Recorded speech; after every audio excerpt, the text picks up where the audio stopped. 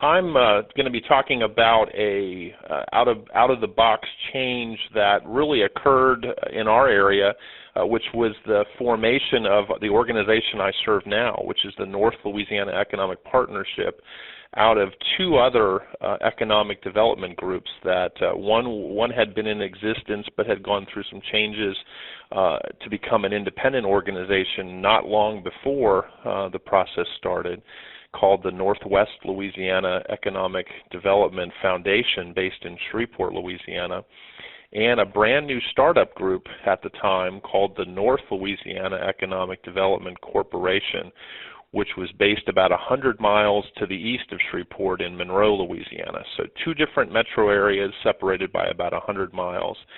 And I was a part of a process that led to our organization today, which is a much larger region served by a single entity.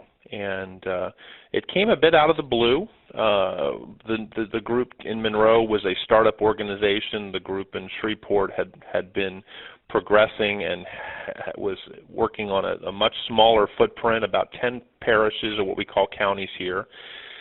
And the other group formed to our east, and there wasn't much thought given to it. But the group in Monroe, the corporation, was going through a search to put its team together, and during that process I got contacted for thoughts and advice, and ended up having a conversation with the leadership of their organization, which were 5 CEOs or senior executives from the region who were sort of leading that effort. And that conversation, I think at first, was to feel out whether I might be interested in moving to the other organization, which I wasn't, but we ended up spending about an hour and a half talking about potential partnership, which, while North Louisiana has a distinct culture and there's some commonality, it's far enough apart that many people saw them as distinct and different. So what we ended up doing was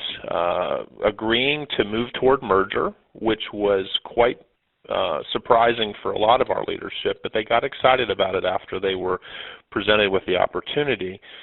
And we had to make a bunch of decisions, one of which was, do we do this quickly? And legally, we could have done it quickly, but we ended up taking a year and a half to complete the merger, and we did that very methodically on purpose. And the other piece was, what does it look like, and what kind of leadership does it have? Both groups had boards. One was 36 people, the other one was 25 people, and we had to think about both how quickly do we pull it together, and then also who's going to be running it in terms of board leadership. And given sort of community pride, civic pride, if you will, that's not something you do quickly and on a whim. So we ended up deciding that we would take a long time to merge it. So I was actually CEO of 2 organizations for almost 18 months. We have an office in Monroe, an office in Shreveport, and I shuttled back and forth. We have staff in both places. We made it clear to the customer that we were a single entity in terms of our work and seamless in terms of our work. So we actually created our current name as a brand, the North Louisiana Economic Partnership, as a brand for the customer, but we still were the 2 organizations underneath that. So that was sort of transparent to the customer. What we ended up doing was deciding that to make sure everyone felt comfortable that one group wasn't sort of taking over the other or vice versa, that we would take our time and make people feel comfortable. So we got started working. We began to do what we said we were going to do so that everyone would be comfortable.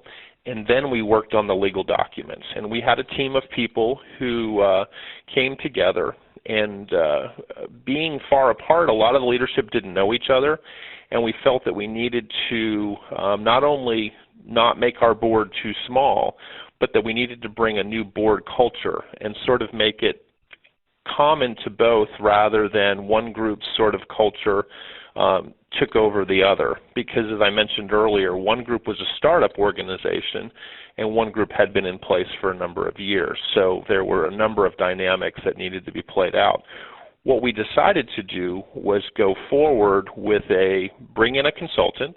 We used a board governance, created a board governance plan, and worked with a subcommittee of our board to develop the new culture, develop the new expectations of our board, and then deliver that to the board.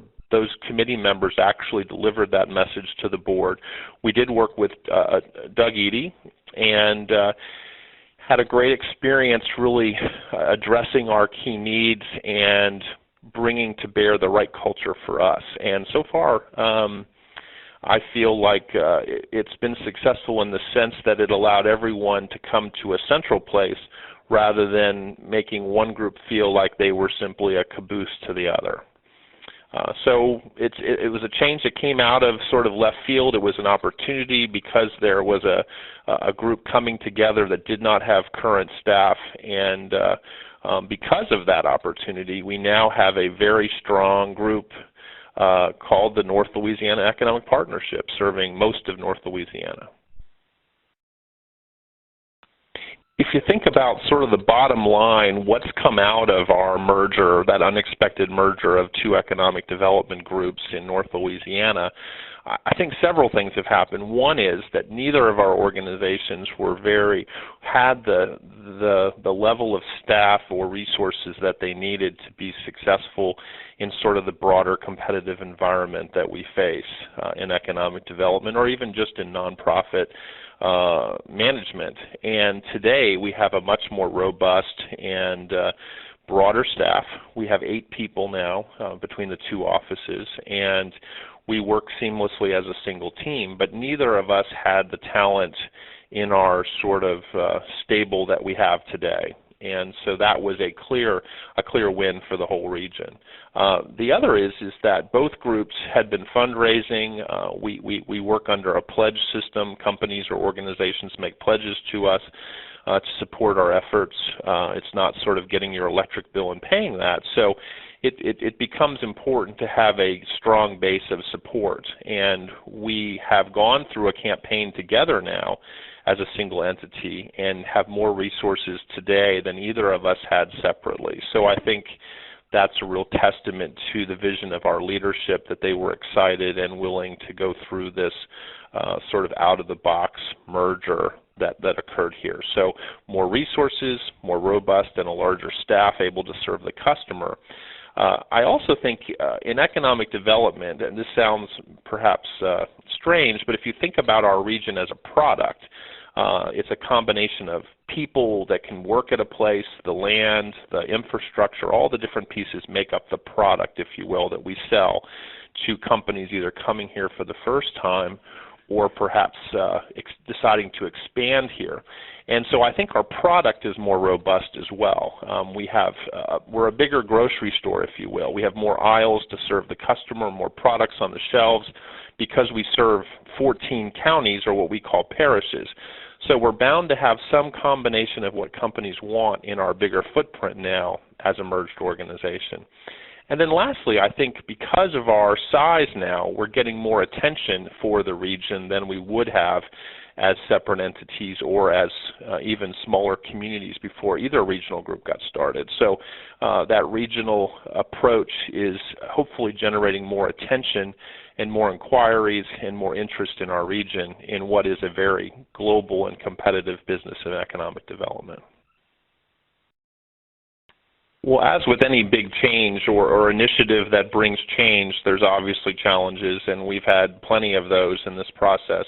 Not necessarily unsurmountable, but certainly changes and challenges that we did have to deal with as to make this successful. And perhaps the first one was when we came sort of out of left field and communicated to both the region and to the broader leadership and the investors of both organizations that we thought coming together into a single entity would be worthwhile. That took a bit people by surprise a bit because you know, it is 100 miles across. It's not a normal sort of commute for most of us.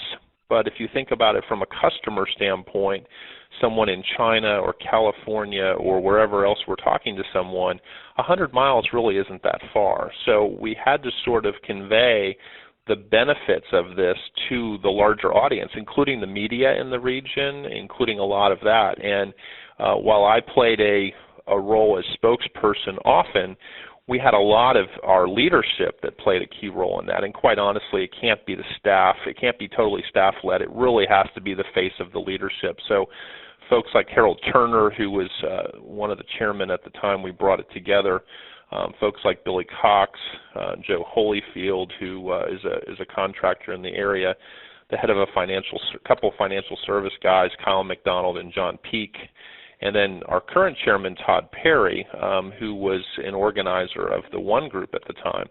They and a lot of other people stepped out and talked to their friends, their colleagues, other investors to really help sell this. And that really did come out of left field for a lot of people. The other part of it was sort of ensuring that board members had truly bought into this. We didn't have any resistance. I was surprised. But sometimes people's silence can really be a problem and not a positive. So we really worked hard on our board governance project and didn't just put it in place, but have created a whole set of committees. Everyone's active in the committees, and we've tried to make sure that we've engaged that leadership of the region and that they're active with us and not passive with us. So that became a challenge because you're talking about when we have a meeting, people may have to drive for an hour and 45 minutes each way, plus commit to the time of the meeting.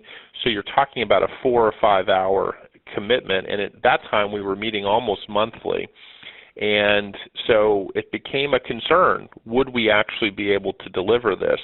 Thankfully, our leadership stepped up and helped me make sure that we were making progress on that and that people actually were doing what we asked them to do. And I'm really proud of our leadership. They went out of their way and have gone out of their way to continue to tell the story and make a difference. But that board governance project that we did was so critical to creating the culture and expectations for everyone.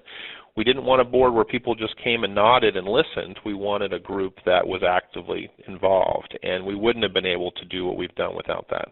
The last was that sort of creating that culture that it wasn't just from one side or the other was critical, and that went down to the staff, that went down to where we had our offices, how we talked about ourselves. People were real sensitive to that because there is a little bit of what I call Friday night football rivalry between communities in any part of the country. And in our region, there's no difference. So we had to overcome those sort of natural rivalries to make sure that we had a culture that people felt was fair and that people were getting a fair shake all the way across the region, not one side versus the other. And so during that transition period, we had 2 boards still, but we had to make sure that everything was consistent, and that was real challenging for our staff because we had to have 2 board meetings during the pre-merger period. We had to have 2 board meetings every time we had a board meeting, and we had to make sure that everything was the same at each of them. So it became a challenge just to juggle everything, but have been pleased and surprised in some cases about how well it's come off. We now really, I believe, have the foundation and footprint to be much more successful as a region than we've ever been because we're working together. And it's a real testament to the people here in North Louisiana that they see a brighter future, and they see that brighter future together.